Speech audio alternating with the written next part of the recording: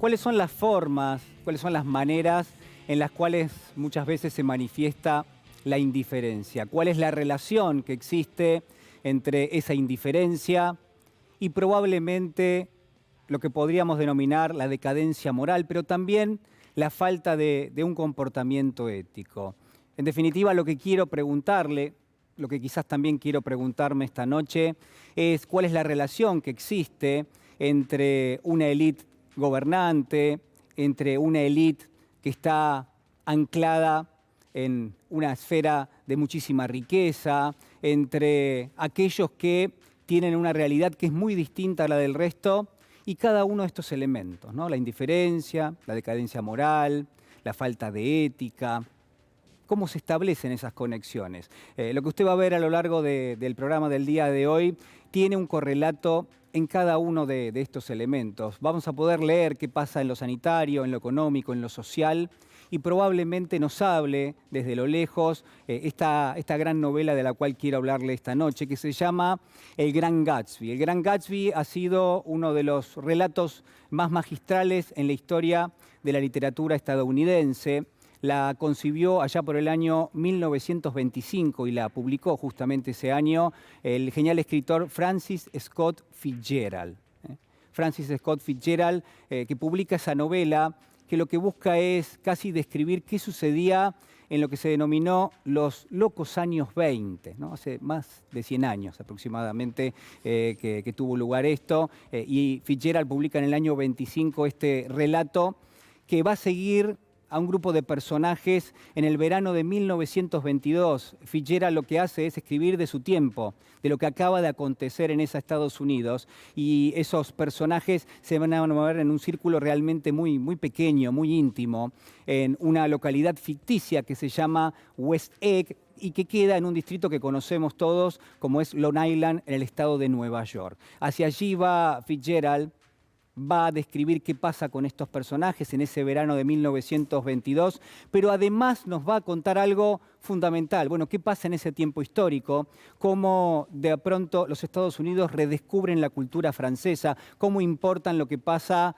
en términos artísticos con el Art Deco, qué ocurre también con el jazz, una verdadera revolución en términos musicales para ese tiempo, para ese momento, pero quizás al mismo tiempo otros elementos importantes, ¿no?, que van a concebir ese contexto económico y social, como puede ser la ley seca, la prohibición del alcohol en los Estados Unidos, y al mismo tiempo los contrabandos que surgen. El contrabando como fuente de riqueza, como fuente originaria de acumulación de riqueza de muchísimas familias que empiezan a acomodarse en distintos segmentos de esa sociedad. Cuando uno presta atención a lo que es esta historia, también descubre que hay un protagonista. Ese protagonista se llama Jay Gatsby, un misterioso multimillonario que es joven pero que al mismo tiempo no explica muy bien en la historia de dónde viene esa riqueza y que nos sirve para reconocer esta especie de mosaico, porque lo que hay es, por un lado, frivolidad y ostentación, y hay agitación social y exuberancia, no solamente en términos culturales, sino también de lo que es la riqueza que proviene del contrabando, y al mismo tiempo yo diría algún tipo de lectura moral, porque por supuesto cabe esa lectura, porque hablamos de que la ostentación y que debajo de esa ostentación lo que existen son algunas cuestiones como la decadencia.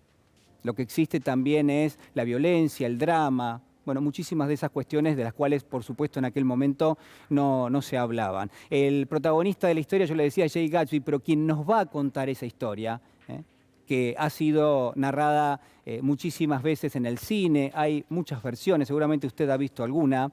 Yo le voy a hablar del libro, por supuesto. En esa historia, yo le decía, quien nos narra lo que ha sucedido es un joven, un hombre de nombre Nick y apellido Carraway. Nick Carraway, que es un hombre nacido en el medio oeste de los Estados Unidos, prácticamente muy parecido a lo que había tenido como origen Francis Scott Fitzgerald. Nos cuenta también Nick que él ha pasado por el ejército, es un excombatiente, ha podido educarse en una de las universidades más elitistas de los Estados Unidos, como es Yale, y de pronto le llega a este hombre la posibilidad de un trabajo en Nueva York. Y hacia allí va, hacia allí se dirige. Y lo que nos cuenta la historia, lo que nos cuenta el relato, lo que nos cuenta el propio Nick Carraway, que es el narrador de esta historia, es que se va a mudar a una pequeña casa en la localidad de Wessex, pero que está lindante con una verdadera mansión, y que en esa mansión vive un tal Jay Gatsby, que es conocido en ese ambiente, que es conocido en ese barrio elitista de la ciudad de Nueva York, por organizar fiestas de las cuales él no participa, fiestas exuberantes, donde hay una demostración y una ostentación realmente formidable. Hasta que en algún punto la historia comienza a avanzar y Nick Carraway nos está contando ya que él tiene una prima que vive justamente allí, que se llama Daisy, y además que a lo largo de los días de pronto, bueno, finalmente le llega una invitación para participar de una de esas fiestas. Nos va a contar que de pronto traba algún tipo de conocimiento de que Jay Gatsby está en una de esas fiestas, que lo va a notar distante, que lo va a sorprender que se trata de alguien sumamente joven para ser tan rico, para ser tan millonario, y que otra de las sorpresas que le despierta es que lo recuerda vagamente del ejército, es decir, que su pasado reciente quizás no es el de un hombre rico, o por lo menos que ha participado de lo que ha sido el ejército de los Estados Unidos, que es un excombatiente como él. La historia va a ir avanzando hasta que en determinado momento, bueno, empezamos a inferir que Jay Gatsby conoce a la prima de Nick, que Jay Gatsby conoce a Daisy y que han tenido una historia romántica en el pasado. Y yo le decía que avanzamos en esa historia y que al mismo tiempo también empezamos a tener un conocimiento. Nick nos cuenta, bueno, que finalmente él descubre que Jay Gatsby está sumamente enamorado de Daisy, que ha quedado enamorado del pasado y que un poco lo que hace, esa ostentación, esa demostración de riqueza tan pomposa, pero al mismo tiempo, yo le diría, tan discriminatoria de aquellos que no tienen los mismos recursos, es solamente una herramienta para tratar de volver a conquistarla. Es solamente un despliegue para tratar de subyugarla nuevamente. Hasta que en algún punto el propio Nick es el que termina concertando un encuentro, la historia continúa, tiene algunos ribetes de felicidad en términos de lo que desea Jay Gatsby, pero también tiene momentos trágicos, momentos realmente muy críticos. Mire, la verdad que la historia sigue y tiene un desenlace totalmente inesperado y por supuesto yo no se lo voy a contar esta noche. Pero lo que quiero decirles es que hay 2 o 3 elementos que quizás nos sirven para leer la realidad. Uno de ellos quizás tiene que ver con la posibilidad de hacer a un lado una lectura trivial, una lectura que uno podría considerar liviana, como es, bueno, me están contando una historia que referencia a un amor que se ha perdido, a un amor que se quiere recuperar, a un amor frustrado. Y quizás de esa manera se ha leído a lo largo de las últimas décadas, por lo menos una parte de los lectores que ha tenido el Gran Gatsby. Pero yo quiero apuntalarle otra historia que es posible, porque lo que Fitzgerald estaba haciendo era ni más ni menos que una denuncia muy potente. Y hay que prestar mucha atención, porque lo que cuenta es ni más ni menos que una sociedad dividida al medio, que una verdadera grieta entre la riqueza y la pobreza, entre lo bello y lo feo, entre, yo le diría, el cielo y el infierno. Me deja decirle de esa manera. ¿Sabe por qué? Porque realmente la historia está escrita así. Es más, tiene hasta un componente estético la historia. Lo que propone Fitzgerald es que todo aquello que ocurre y que remite a la aspiración de pertenecer a una clase social, que remite a la aspiración de tener mucho dinero, de que el lenguaje es el dinero y no hay otra cosa en el medio, todo eso está pintado con una paleta de colores, yo le diría, muy luminosa.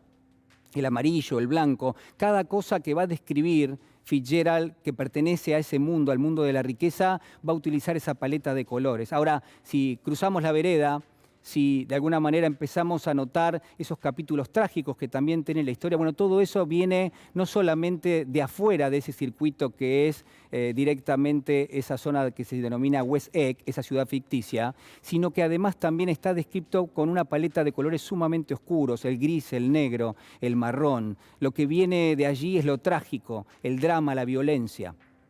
Y esta división es muy clara y uno podría considerar que casi es una metáfora de la historia. De hecho, es una metáfora, es una denuncia de cómo la riqueza y la pobreza no se tocan en la sociedad, por lo menos no se tocaban en la sociedad en la cual fue contemporáneo Fitzgerald. De otra forma, también yo podría decirle que hay un elemento sustancial y que quizás es un poquito más importante, que es cómo se describe a la decadencia moral, qué es lo que ocurre en términos generales vinculado a una situación que tiene un carácter, creo yo, icónico en algún punto, que es la imposibilidad de la élite, la imposibilidad de ese sector de la sociedad que no se conecta con absolutamente nada, de sustraerse a sus propios intereses, de sustraerse a sus propios objetivos, a su propia pelea, a lo que les interesa verdaderamente para acumular riqueza, ¿no? Y eso está sumamente consustanciado, yo diría, con algo que pasa en la actualidad. Entonces uno podría traspolarlo y pensar, bueno, ¿qué parte de la sociedad argentina en este mismo momento está divorciado de lo que le pasa al grueso de los argentinos? Está divorciado de la pobreza, de la indigencia, de aquellos que sufren las condiciones sanitarias. Fitzgerald lo que hace es una denuncia, pero también describe una fricción que hay adentro de esa sociedad. Lo que remite es a la frivolidad, a la ausencia de solidaridad. De todo eso nos está hablando, pero sobre todo de vuelta, ¿no? La imposibilidad de sustraerse de aquello que, de alguna forma, yo diría que hasta forma parte de los intereses que los unen a estos sectores. Y la pregunta es justamente esa, ¿no? Si uno no puede analizar lo que ha pasado en los últimos días en la ciudad de Buenos Aires, cómo se están tomando las definiciones de carácter político en ese sector de la ciudad, la dirigencia política de la ciudad de Buenos Aires, ¿qué es lo que está mirando? ¿Cuáles son los intereses que está manejando? ¿Acaso no está con la misma imposibilidad de sustraerse de lo que son esos intereses? ¿Acaso no está desconectada de lo que está pasando en el resto de la sociedad? ¿Acaso no hay una cierta ausencia de sensibilidad? ¿No hay una cierta ausencia de solidaridad en cada uno de estos comportamientos? De la misma manera, uno podría revisar la cuestión social, preguntar qué es la inflación si no es justamente el desinterés de un sector importante de la dirigencia empresaria que lo que hace es buscar la puja distributiva en algún punto, ¿no? Capturar algún tipo de remanente que tiene la sociedad para consumir, y allí va lo que es una pelea que denominamos muchas veces inflación, que es multicausal, pero que tiene un componente especulativo. Y de otra manera yo podría considerar que el elemento económico también está presente. La Argentina tiene muchísimas limitaciones en este momento.